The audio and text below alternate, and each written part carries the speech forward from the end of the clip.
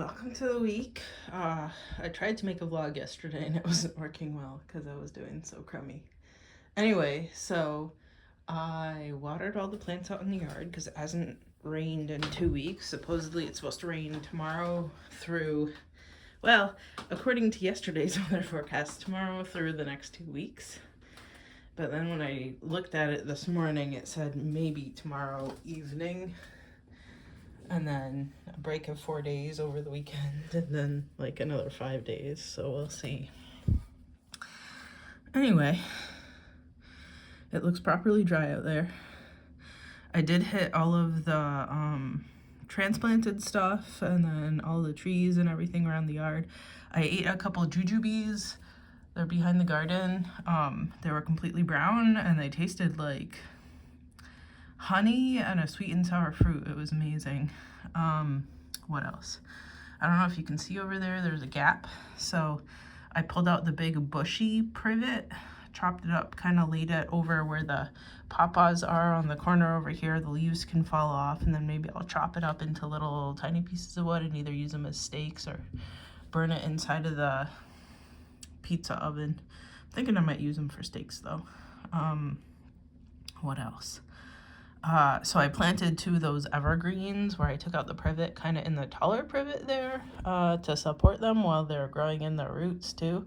I'll chop down that other privet once they get a little bit of size on them. Hopefully the cattail is spread now because the privet was in the way of them spreading. Hopefully they spread up a little bit and down. What else? I finally got the sewer permit, so they updated the cost, but they still didn't fix my email in it. So I emailed them back and told them, hey, my email's still wrong. Can you update that? And then I'll go over and pay them. Because of the rain for the next 2 weeks, I don't think my construction guy wants to work in the rain. So I take that as I have 2 weeks to clean up the last of the flowers in the yard. So I'm kind of glad. And I'm kind of assuming that he's booked for the next 2 weeks too, because he said the last time that I was on the phone with him that he's had a busy summer. So hopefully in the 2 weeks that it rains, it's not constant, so that the bees can hit all of these flowers. So whatever that native thing is, I don't think it's coreopsis, I think it's something else. So all of the goldenrod and asters, and there's still some bone set. There's the bone set. Well, there. So hopefully in that 2 weeks, those guys can like finish blooming and get pollinated so that I can, when I chop down all the stalks, and I think I'm gonna do it with my scythe rather than being bent over with the sickle, but we'll see how it goes. I'll chop them down and kind of, maybe lay them between the trees or something for when the construction comes through. When it is raining, I'm hoping that my back feels so crummy right now. I can't move at all this morning. So hopefully when it rains, I can, take some of the, I keep forgetting what this is called.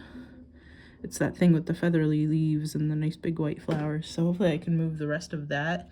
And then, the clump of goldenrod, and then what I think is phlox, but might not be, over there by where the main box, I guess, of the septic is, and move it elsewhere so it doesn't get completely killed.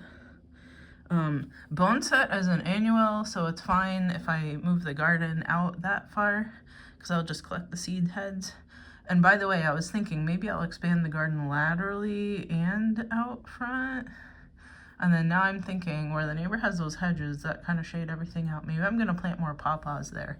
So with the state of my back and how much I need to do of yard work, it is cheaper to order some. I got some fresh pawpaw from Etsy. So people sell pawpaws from their trees seasonally on Etsy. So exactly right now is peak ripeness, I think, up and down the whole entire East Coast. So I ordered some from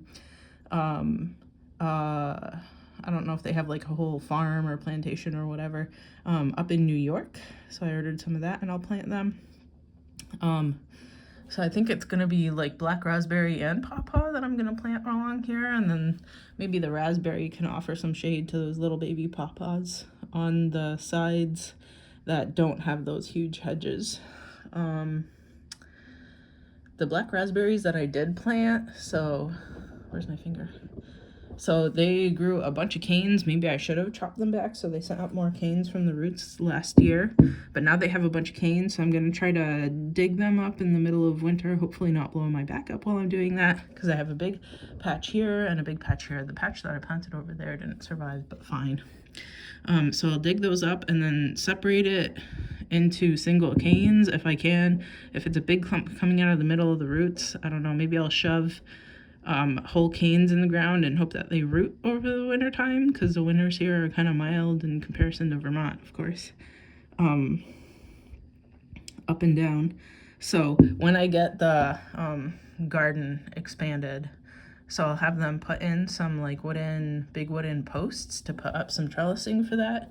I'm also thinking I'll expand the patio over here. So I'll expand this thing that the birch and the fancy maple are in a little bit, because I have a bunch of violets growing up through the patio already, and there's a bunch of violets over here, so I'll expand it. And then I'll put a patio here, and then I put one of those big wooden bench swings with turn the top of it like into a trellis to move the grape. So I have a grape over here that was growing through the middle of the privet, and I think it's one of those ones that actually does want to be submerged, so I might move it over by where the sumac is, maybe just a little bit further down to where the kind of nut and I don't know what else tree is. This one over here I would move to the arbor, but I also got to tell you, I found spotted lanternfly in it yesterday. I hit them with some Windex, I won't lie. I'm going to check them out today a little bit later when hopefully my back works, and take my diatomaceous earth out with me and hit it with that. So I didn't want to use that because I have a couple of big fat, like the brown ones and the green ones of sphinx caterpillars. They're like the size of my thumb. They've been eating well. So I don't want the diatomaceous earth accidentally hitting them. Because I like those sphinx moths, the ones that look like hummingbirds. So later today. What else? So we'll look in a plant room. So it smells like somebody's blooming. Wait, so the tomato is blooming. I think it's called like orange hat, top hat. With tomato here, I've been hitting the blooms with the paintbrush that's over there by the Peter Diamato, the yellow, right there. And then the ground cherry I've also been hand pollinating, but I think some of them set even without me touching them.